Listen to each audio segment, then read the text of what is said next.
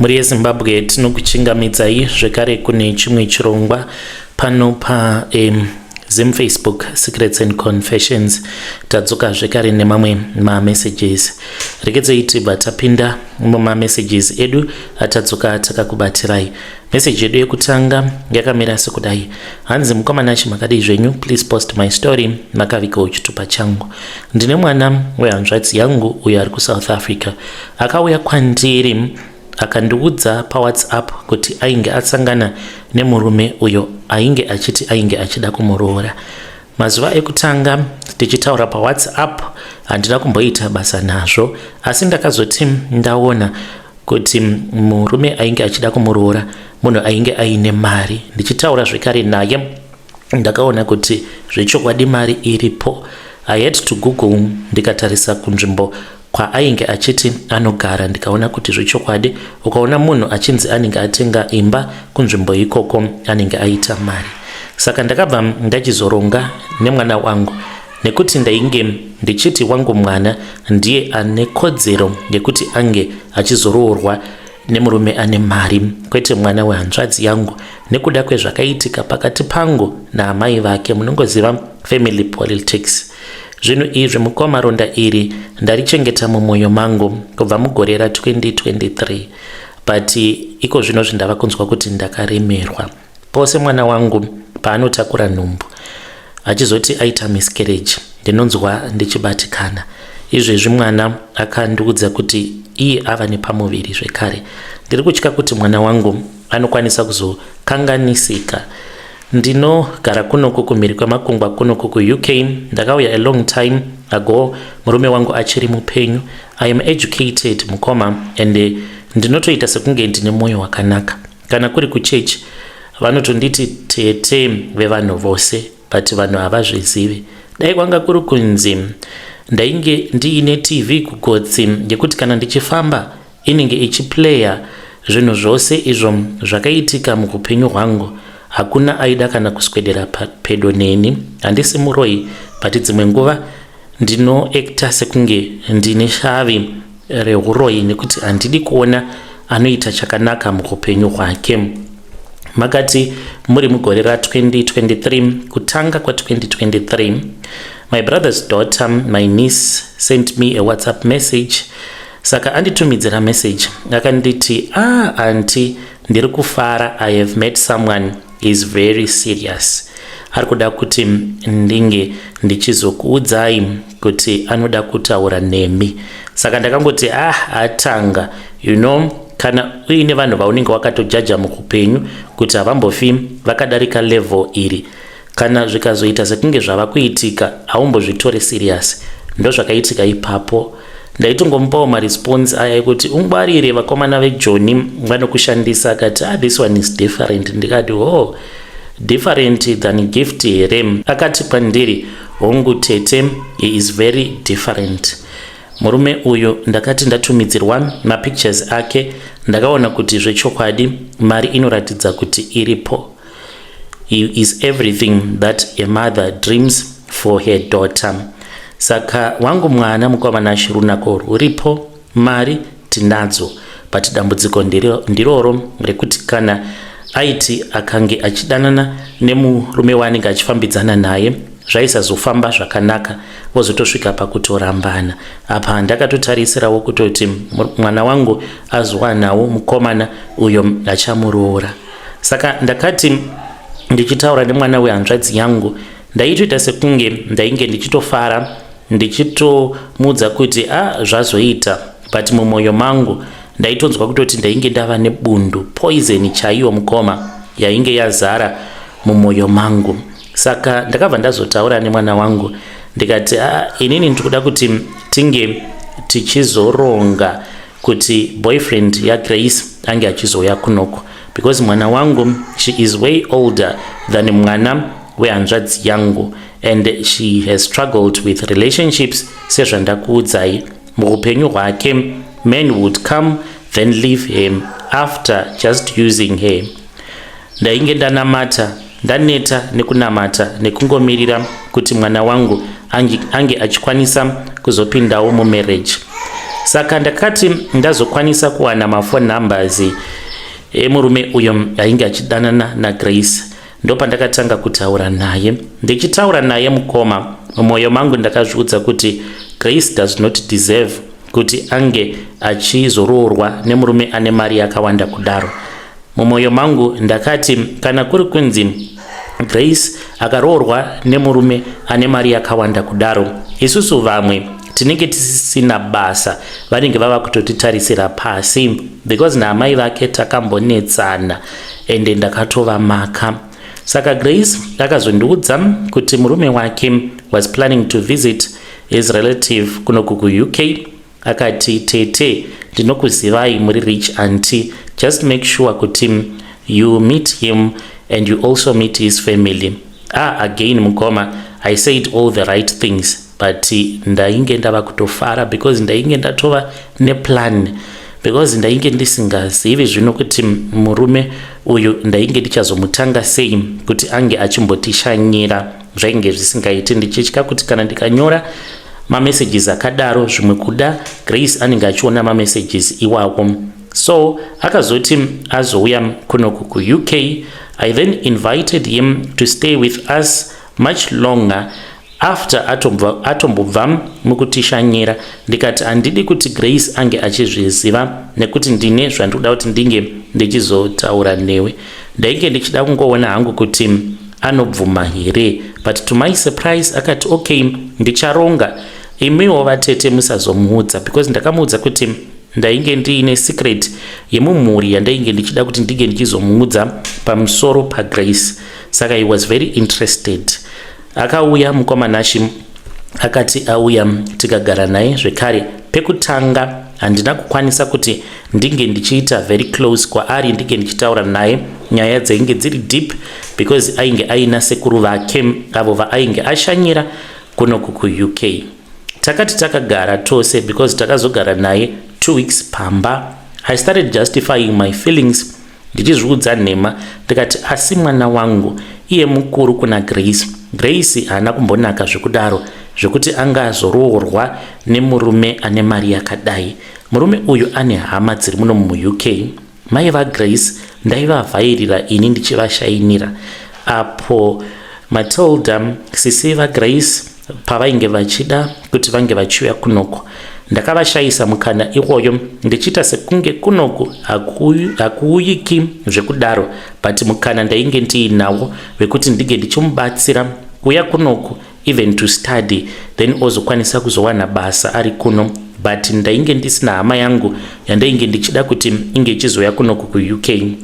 Ndozvanditongori, ndokusaka ndatanga nekuti zvimwe kuda ndine mweya unombondibata semweya uyo unonzi unobata vanhu vanoroya, because umwe utsinye kwandinoita haustombori kana normal zvachose.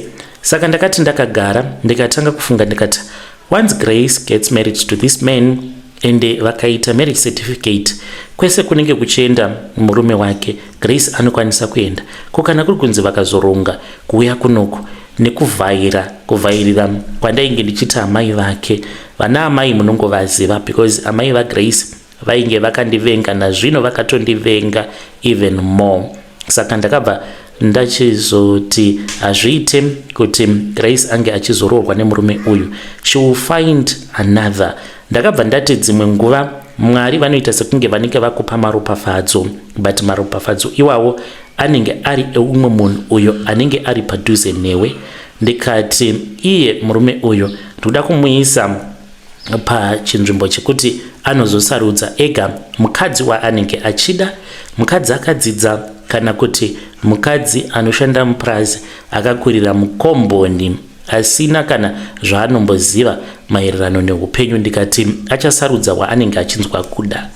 Saka mukomanashi I started speaking him in private, ndichinyatso kumuratidza kuti mwana wangu highly educated, ready for marriage, she is stable. Ndichimuudza kuti upenyu hwatava kurarama, kuroora musikana anenge asina kana O level inenge iri loss, nekuti kune dzimwe nzvimbo dzekuti haukwanise kuzoenda naye mukadzi iyeye. Panyaya iyi yaGrace majoka andainge ndiinawo ainge akawandisa mukoma, Before that, Grace ainge akatombopinda marriage yenumber 2 noumwe murume. Izvi zvakaitika apo paainge achiri kuZimbabwe. Manje inini messages ndinochengeta. Ndainge ndiine messages family group apa ainge aini zvaainge akaita ariko kumarriage ikoko, ndokubva achizotiudza kuti aita zvekumanikidzwa neex yake first husband ainge ari mukorokoza. Saka ainge ava kuita zvekumushandisira chisimba chekuti iwewe Grace handina kukuramba, handina kumbogara ndakakupa kupuro, saka uchiri mukadzi wangu. Saka the second husband then found out kuti ndo zvainge zvaitika. Grace akazotoenda kumapurisa, murume iyeye akazosungwa meno kana akazobuda because yainge yava kunzi irape. But kwandiri manje mukoma messages awa ndakabva ndachizosarudza messages aya awo ainge asingatauri zverape. Akabatikana mukoma akaziva kuti ndo zvainge zvakamboitika. Rimwe zijoka randakazoburitsana ndaiziva kuti it was going to be the final nail in the coffin. Ndakabva ndati imwe nyaya yandangoti ndinge ndichikuudza, yandanga ndichida kuti unge uchiziva kuti unge uchizokwanisa kusarudza. Wangu mwana uyu ari right kana uchimuda, but handisi kukumanikidza. Asi pana Grace unofanira kuti unge uchingwarira, nekuti amai vaGrace vanoroya. Amai vaGrace havandifarire. Umubvunze iye Grace kuti amai vake vanondifarira here. Ndakabva ndachizoita zvekufrema nyaya ndikati amai vaGrace ivo muroi, but handina kunge ndakaziva kuti munhu uyu watiri kutamba naye iye akatoromba. So one day I then told my daughter kuti ndaida kuti ange achizosara nemukomana waGrace, iyewo aifanira kuti ange achizoitawo maactions ekuratidza kuti anomuda. I told my daughter kuti this man is very serious and usatombotamba. This chance will only come once in your lifetime. If you want to show this man commitment, show him. Do not waste time. Saka ndakabva ndabuda. What happened between them koma vakazorara vose, but yainge itori manipulation. Ndakati ange achigara, and I encouraged my daughter kuti ange achirara naye pasina dziviriro, and already ainge atori nema ovulation pills ainge achinwa kuti zvikasikeka zvaita. Saka paakabva nhumbu yekutanga ndozvandakafungidzira ndikati maybe nekuda kwekuti ipo paya akaita zvekunwa ari mapirits eovulation ndokusaka nhumbu yakabva. Weeks later my daughter told me kuti ainge asinganzwe zvakanaka. Ndikabva ndati zvimwe kuda une nhumbu, akati mama kana zviite hazvechokwadi, haana kuzoenda kumaperiod mwedzi unotevera. We then rushed everything. Akabva achizodzoka kunoko, mukomana ainge ambori mukomana waGrace akauya, and we arranged a first marriage within 2 months muna November. Saka ndizive kuti ndokusaka here mwana wangu iye ari kungogara achingoita miscarriages nekuda kwekuti vakachata mainge muri muna November, nekuti vanhu vanoti haufanire kuti unge uchitizira kana kuchata muna November nekuti marriage iyoyo haizolasti.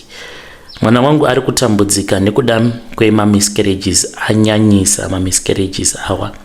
Saka marriage yavo yakambotanga iri secret, but munongoziva kuti guhwa rinofamba. Ndakasvika pakubuda mufamily group mushure mekunge Grace angobvunza kuti nai vatete ichokwadi here kuti makarodza mwana wenyu kumukomana ainge achida kundiroora.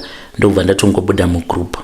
Since that day handichazivi manje kuti maproblems acho ari kubva nepi. Muroora wangu mukomanashi akatanga kurota, akauya kumba akanditi mama ndine hopedza ndiri kurota. Ndikati uri kurotei? Akabva ati kwandiri ndiri kurota tete achibvira mwana wangu vachimedzwa neshato, but shato iyi iri kuti kana yavamedza inobva yavasvipa, but painovasvipa after yavamedza vaine pamuviri inovasvipa yavasvina chinenge chiri mudumbu. Ndakanyarara because hope idzi ndakadzirota exactly, and handina kana munhu wandainge ndakamboudza kuti ndo hopewo dzandainge ndakarota. Ndakarota zvekare mwana wangu mukomanashi achiminyiwa neshato aminyiwa neshato kudaro ainge akatobata dumbu rake achiratidza kuti ane pamuviri. But paakazosvipwa neshato handina kukwanisa kuzoona because ndakabva ndamuka ndichitoshamisika kuti ihope dzakaita sei dzandanga ndichirota.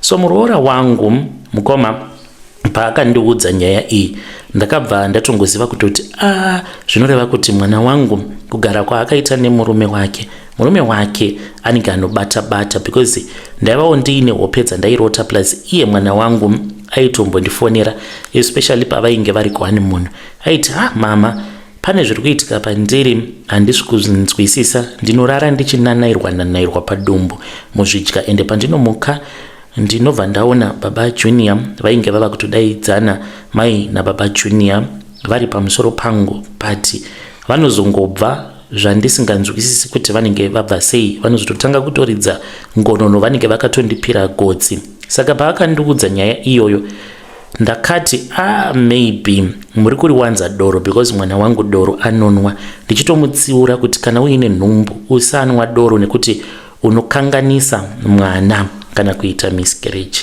Saka ndakatanga kubatanidza nyaya mukomana achi ndikaona kuti pane nyaya iripo, asi takambogara pregnancy after pregnancy, loss after loss. Apa tiri kuno kukumiri kwemakungwa mukomana achi kwekuti kune nice health care but mwana ndakaenda naye kumadoctors akasiyana. Physically she is fine, asati akamboita zvekusvuta madrugs, haana any disability but zviri kutongoramba kuti ange achizvara mwana. Saka mukuzofamba umu ndakazonyeperwawo neimwe n'anga. Ndanyeperwa nen'anga kudaro ndakabva ndachizoudzwa kuti amai Grace vakabva vachizoronga neumwe muroora uyu akaroorwa nehanzvadzi last born mumhuri mandinoberekwa inini. Hanzi vakaronga naamai Grace kuti vange vachizokuvadza mwana wangu. After vazozviziva kuti ndo zvandakaita, ndakati wangu mwana ange achizoroorwa nemurume uyo ainge achifanira kuti ange achizoroora Grace. Saka muprofita uyu wenhema apa akandibhadharisa, mufunge zvenyu, it was $500 mari yakangoenda zvayo ichichema, mufunge zvenyu vedare. Saka akanditi ndiri kuona vakadzi vaviri, akanyatsokurondedzera zvakanaka because amai Grace vatsvuku. Ndikanzi muroora wenyu umwe wamunofarira ndiye wandiri kuona achidaidza zita remwana wenyu. Saka zita remwana wenyu rakanoiswa muninga, tiri kufanira kuti tinge tichiita go back to sender. Ndikabva ndati saka go back to sender iyi tiri kuitira aniko, amai Grace here nemwana wavo kana kuti umwe muroora wangu? Saka muprofita uyu akabva ati no, toda kuti tinge tichidzosera moto kune munhu uyu wandiri kuona akabata hari achibvira uya muroora wangu mudiki. Ndikabva ndati aiwa itai zvenyu. Go back to sender yakaenda mukoma ikabva yanorova, mwana wehanzvadzi yangu akafa. Muroora uyu ainge agara aine mwana wake nechekare. Go back to sender ikanorova zvikari nemwana iyeye. Saka mwana uyu mweya wake ndiwo wava kunetsa nekuti handina dzinza naye. Saka ari kuda kuti hama dzake dzinge dzichizviziva kuti akabatanidzirwa pa go back to sender iyo yainge isinei nechikuita naye. Hameno kuti sei yakaenda ikanomurova, asi zvose izvi ndainge ndisati ndazviziva. Ndakazotozviziva mushure mekunge ndaona kuti mwana wangu ari kuramba achingorwara, achingoti kana akabatira nhumbu idzodzo dzinenge dzichibva. Ndakasimuka ndikabva kuno kuUK ndobva ndachizoenda kuZimbabwe. Ndasvika kuZimbabwe ndo pandakabva ndachizoenda kune umwe muprofita uyo anoziva zvaanoita, mai vavo vanoziva, vakanyatsokutsanangura zvandakanzwisisa. Vakabva vandiudza kuti mukuwasha wangu iye akaromba, ane nyoka yaainayo.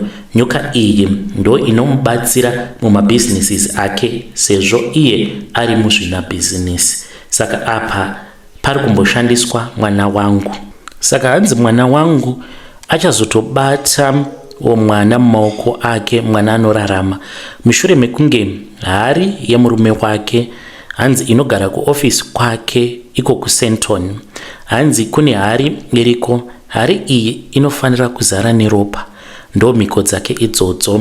Ndakaenda mukomana kuSouth Africa ndainge ndakatsamwa, ndakagumbuka because ndakaona kuti zvekumubaya pagirazi zvakaramba, because madzimai ava vakazonditsvakira n'anga yechibhoyi vakati izvi hazvitodi Mwari, zvinotoda kutoti munge muchitoita wekutobaya murume uyu ndokuti mukwanise kutosunungura mwana wenyu.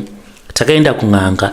N'anga iyi ndeyechirudzi yekuMalawi, inoshandisa gilazi. Vakandipa gilazi vakanditi ndige ndichinyika gilazi iroro mumvura, ndokubva ndanyika gilazi mumvura. Vainge vandipa bhaketi, mvura iyi yainge yakatsvuka kuita ropa.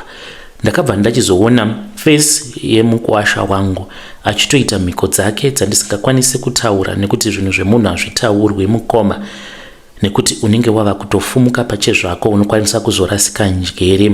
Saka ndakabva ndachizomuona achiita zvaainge achiita nenyoka yake.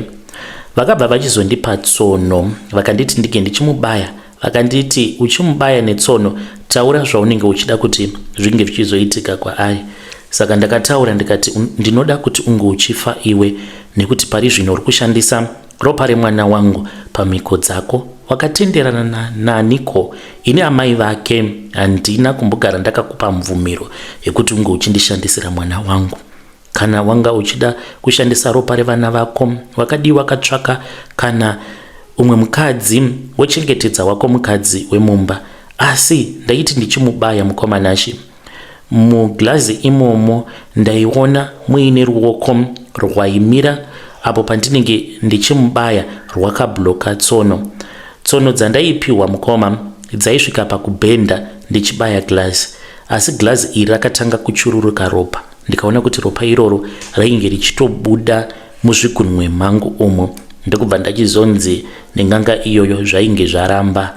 Saka pandakaona kuti zvainge zvaramba, ndakabva ndachizoendako kuJoburg ndikaenda kuSenton, ndokubva ndanotaura naye ndikamubvunza kuti iye ainge akazvironga nani zvekuti ange achisarudza kushandisa mwana wangu pamhiko dzehurombwa. Akati amai, ndinokumbira ruregerero, but munhu wandaifanira kuti ndingadai ndakashandisa ndiGrace, but imi makazoisa wenyu mwana pamberi, saka chekuita painge pasina. Ndikati wakadii kugara wandiudza wakaramba wangu mwana? Akati nyoka yakanditi ita sekunge pasina kana chaunoziva.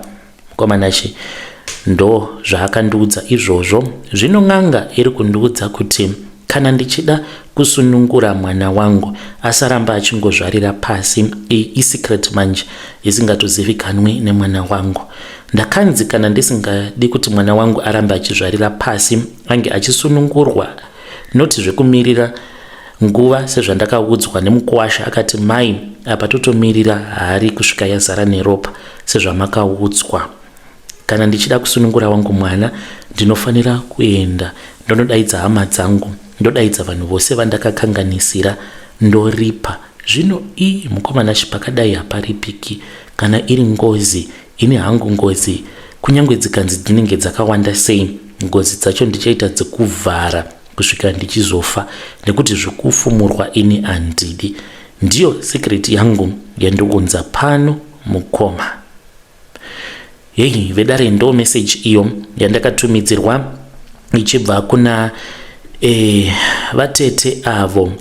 Vatete makaoma vatete, asi ndo nyaya yavo. Kana kuri kunzwo makaitirwa kutsinye navana vatete venyu, you can come to my inbox and then you share with us your own side of the story. Zvakangooma kani zvakangooma hazvo veduwe. Hanzi ndakatengesa, I feel as if ndakachekeresa mwana wangu. Aiwa mwana makamuchekeresa. Iye Grace anofanira kuti anga achitonamata nekutotenda Mwari, because ndi Mwari vakatomuponesa. Iye aitofara achiti ndawanawo murume achandida ane mari, izvo kwani ainge achitoda kutomushandisawo pamhiko dzake, sezvavakazoudzwa nemukuwasha wavo kuti ndimi makazoisa mwana wenyu pamberi pangu, but ndainge ndazvisarudzira Grace nekuti ndiye wandainge ndakaona kuti anoita. Regedzai tibva taenda panyedu inotevera. Nyedu inotevera yakamira sekudaiso. Hanzi mukomanashi makadii zvenyu, please post my story makavika chitupa changu. Ininiwo ndiri mufundisi uye zvekare ndava kuno kukumhiri kwemakungwa. yandiunza pano inyaya yakaitika mainge muri mugore ra2015. Saka ndakabva kumusha ndakubva ndachizoenda kuSouth Africa through church. Ndainge ndava kutogara muSouth Africa as a pastor ndiine sangano randainge ndichitungamirira. Zvino ndakati ndichitungamirira sangano iroro padhuze nepachechi pedu painge paine maNigerian ainge achigarapo. maNigerian awa vaita zvemadrugs mukoma, saka vaigara vachingonetswa nemapurisa. Vakazobuda munharaunda nerimwe zuva ndakatoti ndiri zvangu pamba nekuti tainge tichigarapo pachechi ipapo ndichitongofamba. It was midweek. Ndipo apo pakabva pachizouya umwe muNigerian wandainge ndichiziva akatoti pastor muri sei. Akabva achizotanga kutaura neni akati, pastor, ndine nyaya yandiinayo but handisikuda kuti tinge tichitaurira panapa. Ndikati handi muchechi. Ndaitofungidzira kuti zvimwe kuda ainge achida kutendeuka sezvo ainge ari munhu watainge tichiziva achiita zvemadrugs. Tava muchechi, ndakamuti chigara apa, ndainge ndakatobata bhaibheri rangu ndakatogadzirira kuti ndinge ndichitanga kumuparidzira ndichiti zvimwe kuda ari kuda kutendeuka. Akabva ati, you know what pastor, just put the Bible to the side. Pane zvandiri kuda kuti munge muchindibatsira nazvo. Ndikati uri kuda kubatsirwa nei? Akanditi, pastor, there is one thing that I have noticed about this church. Ndikati yes. Akabva ati kwandiri, pastor, pano hapasati pakambosvika mapurisa, right? Ndikati no, hapasati pakambosvika mapurisa. Akati kwandiri, pastor, tinokwanisa kukupai mari each and every month kuti munge muchitichengetera maproduct edu, hana kuti madrugs. Ndakaramba ipapo ndikati hazviite kuti munge muchichengetera madrugs enyu pano nekuti munondipinza busy nevanhu vemutemo. Akabva anditi, pastor, think about it. Akati asimuka ndokubva andipa kabag. Ndikati what is this for? Akanditi mubhegi umu mune mari pastor, sarai muchiiverenga. Ndakabva ndaenda ndikanowanda nepulpit nekuti painge pavo nevanhu vainge vachipindawo muchechi vachinamata vobuda maSouth African vachingondimhoresa, vamufundisi munotopfugama pachiya otonamata otobuda. Saka ndakaverenga mari iya ndikabva ndaona kuti mari iyi yainge iri 18,000 rands.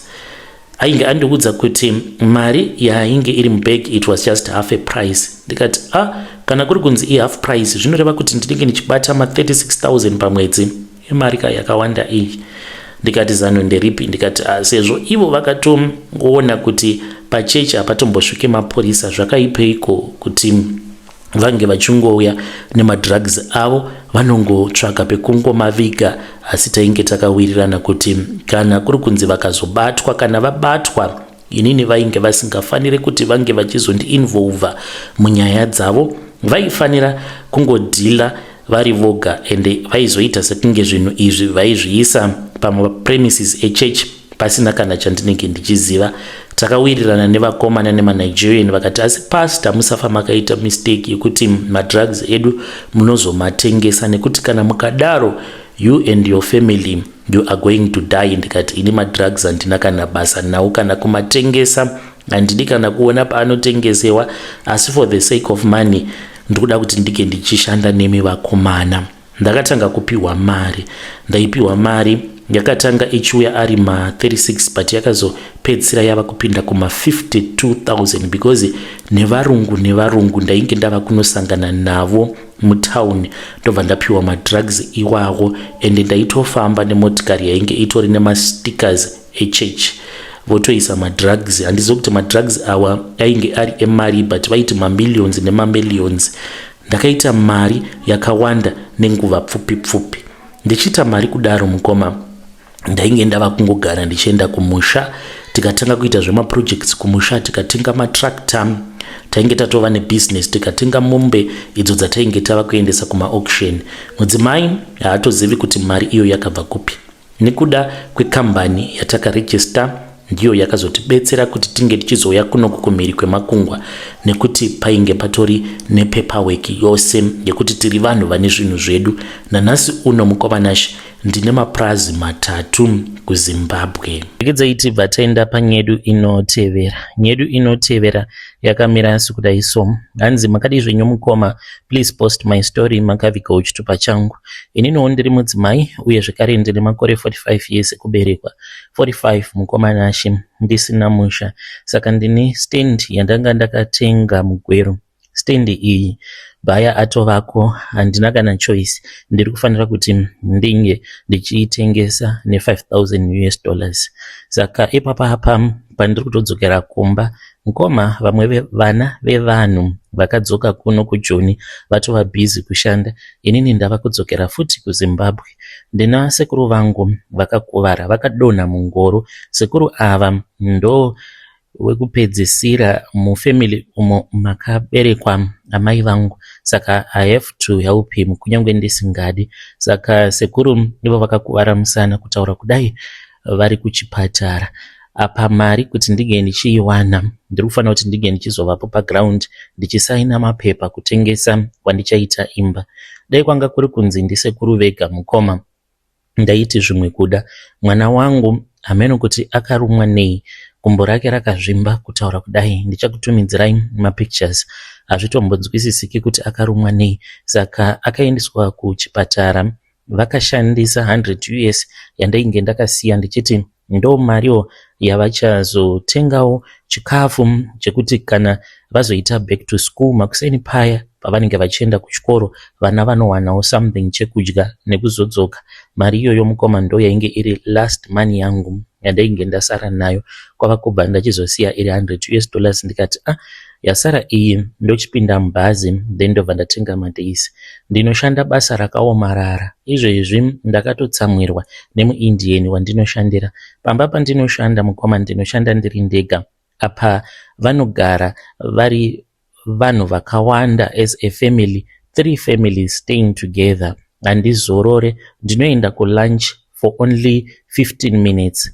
Zuva rose ndinongozorora 15 minutes. Ndinenge ndichingowacha, kuaina, kubika zvavo vanozvibikira voga, kuklina dzimwe nguva varoora vepamba pandinoshanda vanoklina, but most of the times vanenge vachingondidaidza vachinditi ita chakati, ita chakati.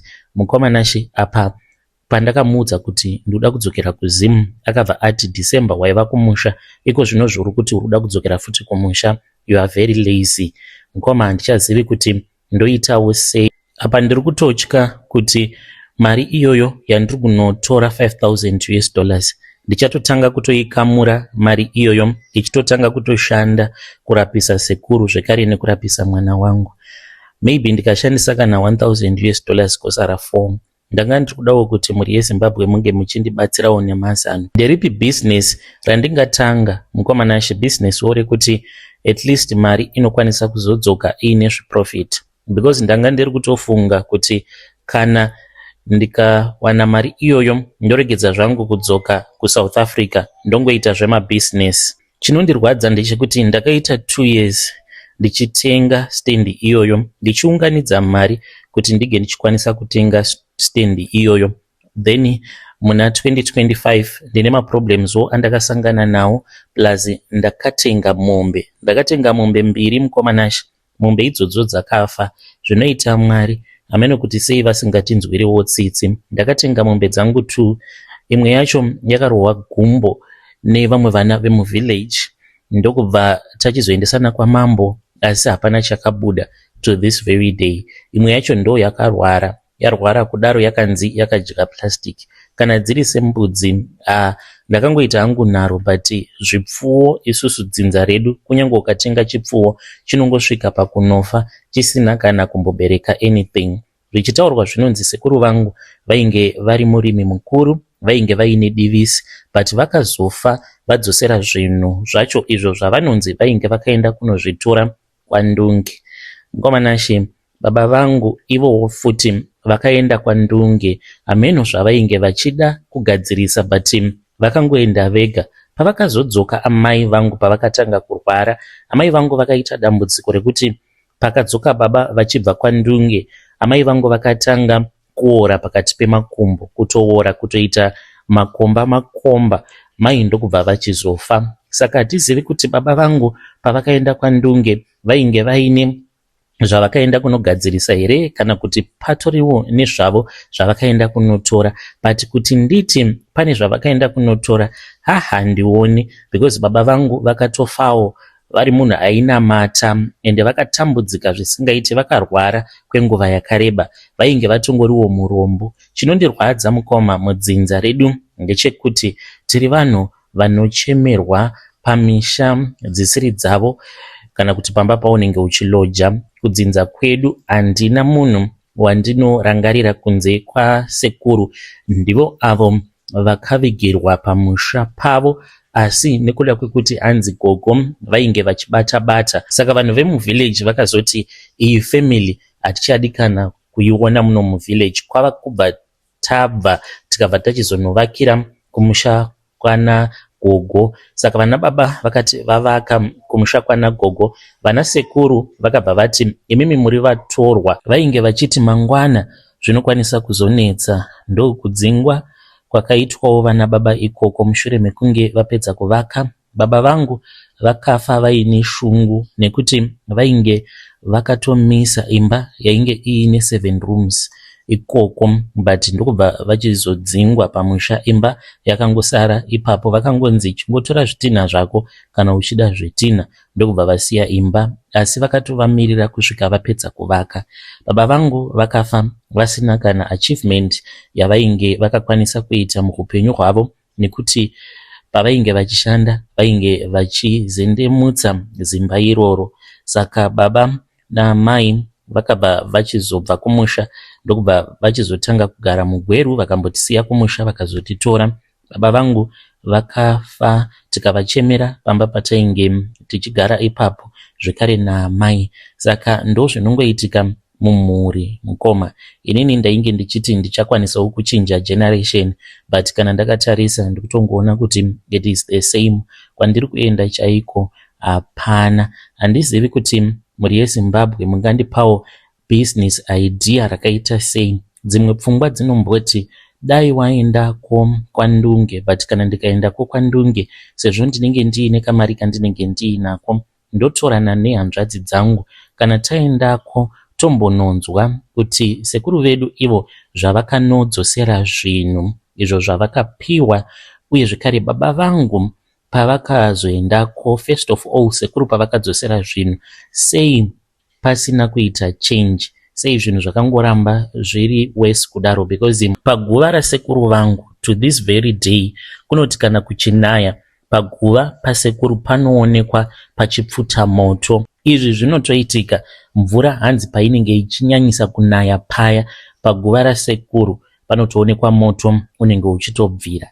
Saka ivo sekuru kubata vainge vakabata, zvaitozivikanwa mudunhu kuti sekuru vedu vainge vari murimi mukuru ende vaishandisa mishonga yavainge vakabva nayo kwaNdunge, ende vakazoita sekunge vainge vava kupenga, saka vaitongofamba vachitongotaura. Saka maybe vane mhiko dzavakakanganisa. Saka semhuri hatisisina kubatana, umwe noumwe anenge achingoita zvake. Ndakatombopiwa chiprofita chekuti pane vamwe mukoma ava vakauya nemudzimai wavo, ndokubva vasiya vakanda nhombo, but cousin brother yangu. Zvechokwadi ndakatoona kuti pasi pemubhedha painge paine nhombo 3 dzainge dziri pasi pemubhedha. Vakangoita sekunge vangoyawo kuzongondishanyira, but vanotogara kune rimwe location. Ndokubva vauya vakandiona. Handina hangu kuvabvunza, ndakangovakirwawo munamato wekuti izvo zvavainge vauya kuzosiya mumba zvinge zvichidzokera kwavari. Handizivi kuti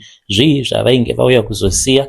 Madzimai vakandibatsira vanogarawo muno muPretoria vakati handingakuudzei, nekuti kana ndikakuudzai munokwanisa kuzofa muchivengana nehama dzenyu, asi ndichangokuvakirai munamato wekuti zvacho zvavanga vauya kuzosiya mumba menyu kuti zvirambe zvichingoteverera imimi zvidzokere kwavari. Saka ndo situation iripo. Hakuna chinhu chinorwadza sekuti watenga stand mukoma wosangana nematambudziko akadai. Loss yangu yatova benefit youmwe munhu. Izvezvi ndiri kuenda kunotengesa stand iyi cheap price. Apa istendiwo yandainge ndakatenga kudhura, ende 2 years uchishanda uchiti uri kushandira chinhu apa ndine vana, ndainge ndichiti sezvo isusu takatadzirwawo nevabereki vedu kuti vange vachitisiyirawo pekugara, inini ndochingoshingawo ndosiyirawo vana vangu pekugara, asi zvatoramba izvi mukoma. Ndinorwadziwa, vamwe vana vevanhu iko zvino muna January vava kutotanga kutoshanda, vachishandirawo kuti gore parinozonopera vange vachizova vava pane chimwe chikamu, but inini ndava kudzokera kumusha. Hey, vedare ndo message iyo yandakatumidzirwa ichibva kuna evanzvadzi vedu. Ngatitaurei navo mucomment section. Hanzi 2 years ndichishanda ndichishandira pasina.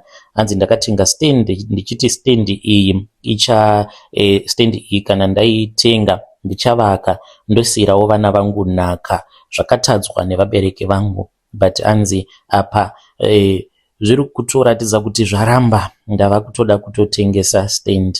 Ngatitaurei navo mucomment section, zvinorwadza, zvakaoma.